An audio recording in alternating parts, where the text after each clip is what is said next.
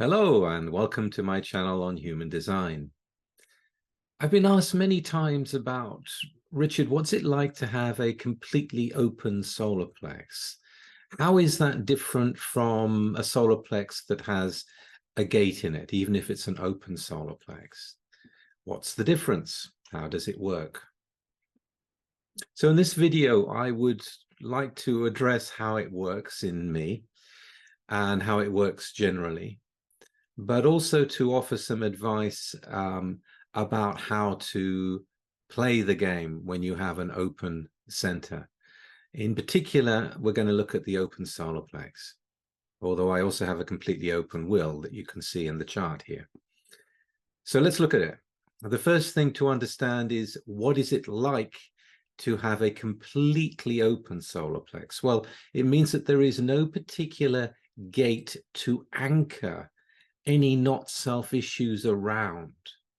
So for example, if I had the 30th gate, just being there inertly until it's connected to something, waiting for the pickup to be turned on, to be activated, then I would be moved in my emotional reactivity towards those things that were exciting, to the fantasy, to the experience, full of the desire to want to go to the next thing. But I don't have that. So I'm not pulled by that. I can't link around that and color all the emotional energy that comes into me through that gate, because I don't have it. If I had a 49 or a 37, I would be taking in emotional energy and having those gates activated, which would draw me more towards the community and the family and the tribe and the nourishment from being with others that I count among my tribe. But I don't have that. There is no stories that I can create about being excluded from this group or excluded from that, or, I'm part of them. No, I don't have any of that. If I had something moving through from the 39 to the 22, I would be moved by the romance of things. And indeed, because of my individuality, romance is a bit of a pull, but it's not an emotional anchor. It's not something that I can hold to as something that is always going to be part of my process, because there's nothing there. It does mean, and this is a commonality for anyone who has an open center, it does mean that when you have something completely open, a center completely open, at least from my experience, I can tell you, you're going to go through every single one of the channels that connect to that center again and again and again. After all, you're here to be wise about it. I'm here to be wise about emotional energy. And so when I'm asked, what's it like? Well, it depends on the stage of my life I was in. The normal, not self, what was it like with a completely open solar plex, is to be hyper-reactive, to emotional charges that come from the outside, to be lost in them, to automatically react against something that you perceive of as being negative. And if you're with an emotional partner, they can't fully experience and show all that they feel because of my hyper reaction. So there is this uncomfortableness when you're with an emotional person for a long time, because they are going to go through all the shades of color that is in their emotional system. And some of them I would react to. When people say to me, as someone said in a viewer said recently, this 7-year period, does it really take 7 years, to get rid of the conditioning? Yes. You try dealing with an open solar plexus in less than 7 years. It's impossible. It just is. There is so much habitual reaction from not knowing about human design in the early part. We've all been conditioned. And that conditioning builds up over years, and it takes years for it to begin to dismantle and fall away. So here's a good way to look at it. A fixed solar plexus is someone who has emotional chemistry in them. And that emotional chemistry is always moving up and down. It's always moving.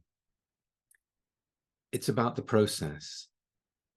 When you have an open solar plex, you're here to live more in a moment-to-moment way. So when you've got an open solar plex and you are drawn into emotional energy, because after all, it's like a feast. It's like all the sparkly things there all at once. It's a lot of fun. Emotional people are a lot of fun. They're very exciting.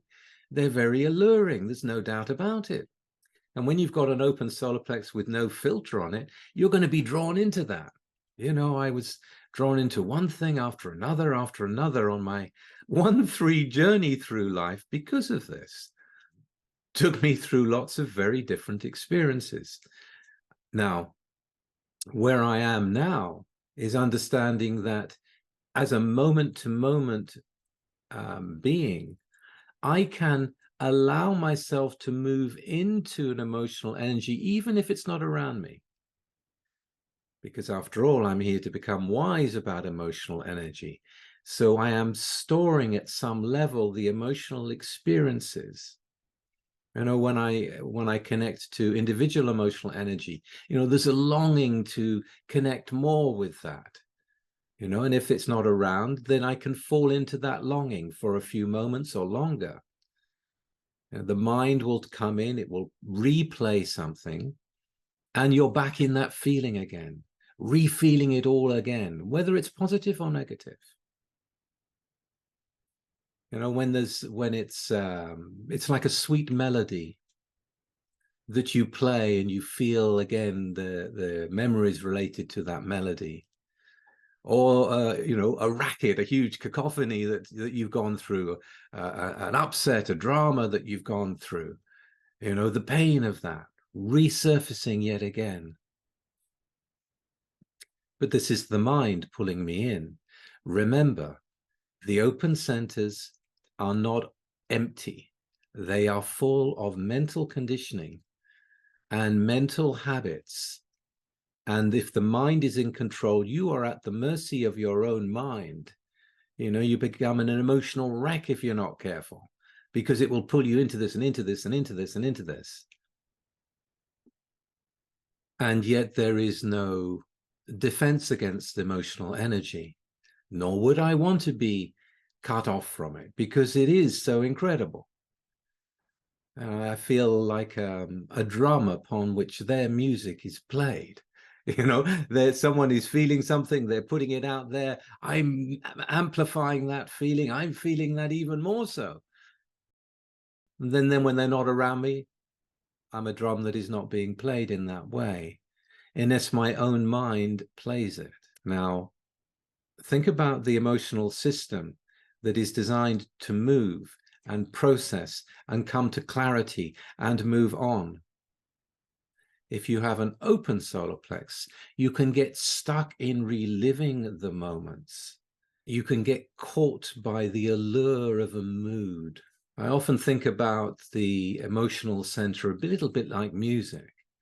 You know, when an emotional person is in the mood, they want to play a certain kind of music. You know, they have that emotional energy that wants to move and feel. And when the mood changes, they change the music. But if you have an open solar plex, you know, and the music's playing, let's just say it is music and there's no auras around you, and the music is playing, you're going to move with that music. That music is going to be what plays your drum, if you know what I mean.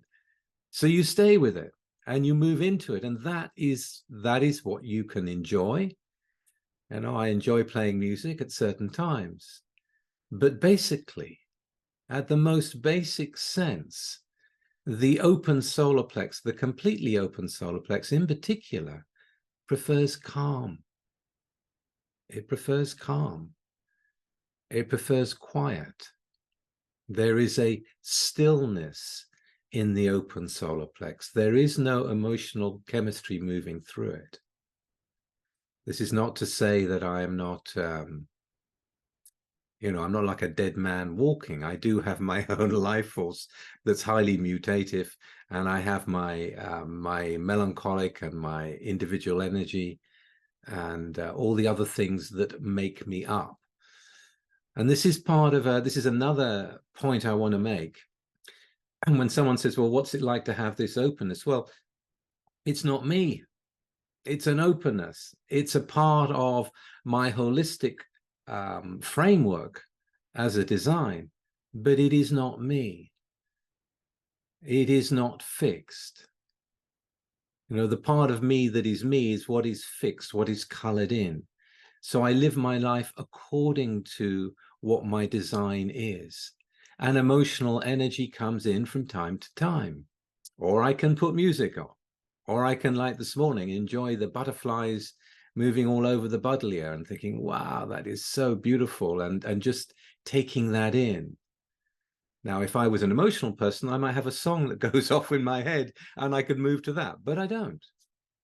I'm not very good at remembering music. I remember it when I hear it, but I'm not geared up that particular way.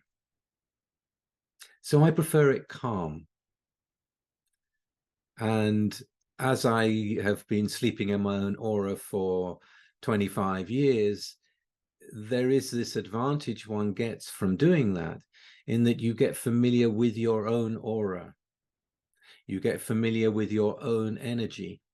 So when you meet something that is completely different to you, such as an emotional person, then I know the difference. I can feel the difference. I am very aware that I am being affected by this person because it was not in my background field before. So as time goes by, you don't become overreactive. You become less reactive and more just taking it in. That doesn't mean that if the music being played is something that's going to strongly disturb you, my own energy will take me away from it. It'll take me out of a concert. If they change the music and the body doesn't want to move to it and there's no response to being there and it's disturbing for me, in the wrong kind of way, I will just move away.